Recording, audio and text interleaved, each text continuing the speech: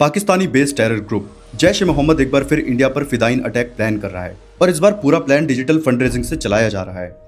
Intelligent sources के मुताबिक यही ग्रुप दिल्ली के रेड फोर्ट के बाहर हुई रिसेंट कार ब्लास्ट में भी इन्वॉल्व था। एनडीटीवी की रिपोर्ट्स के मुताबिक इन्वेस्टिगेटर्स को रेड फोर्ट ब्लास्ट की जांच में पता चला कि जैश के लीडर्स अब ओपनली ऑनलाइन डोनेशन की डिमांड कर रहे हैं।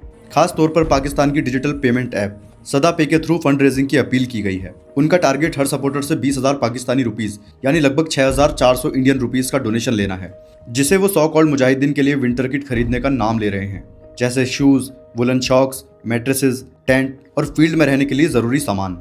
जैश के प्रोपोगेंडा के मुताबिक जो भी किसी एक मुजाहिदीन के लिए ऐसे विंटर किट स्पॉन्सर करेगा उसे भी जिहादी का दर्जा दिया जाएगा, और जो भी किसी जिहादी की डेथ के बाद उसके परिवार का ख्याल रखेगा उसको भी जिहादी कहकर ग्लोरीफाई किया जाएगा। इस पूरे मॉडल का असली पर्पस यह है कि टेरर सेल्स तक पैसे क्विक डिजिटल ट्रांसफर हो सके, जैसे कि वो 10 मेंबर टेरर डॉक्टर मॉड्यूल जिसको रेड फोर्ट ब्लास्ट के पीछे माना जा रहा है, ताकि ग्राउंड पर मुजाहिदीन ग्रुप को डायरेक्ट और फास्ट फंडिंग मिलती रहे। एनडीटीवी की माने तो इसके पैरेलल एक और डेंजरस एंगल सामने आया है।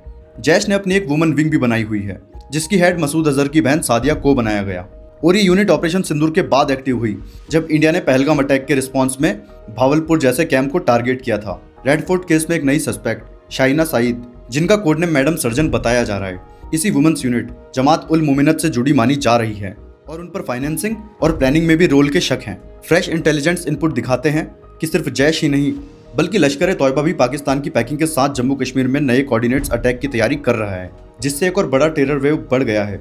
दोनों ग्रुप्स जैश और लश्कर पाकिस्तानी आर्मी और वहां की डीप स्टेट की फंडिंग से चलते हैं, और पिछले कुछ महीनों में सिविलियंस किलिंग वाले अटैक के चलते ये ऑर्गेनाइजेशन फिर से एक बड़े ऑपरेशन को अंजाम देने की तैयारी में है।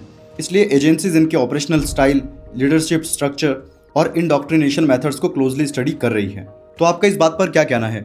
अपना आंसर कमेंट सेक्शन में दें और ऐसी और इन्फॉर्मेशनल वीडियोस के लिए फॉलो कर लें मेग अपडेट्स को।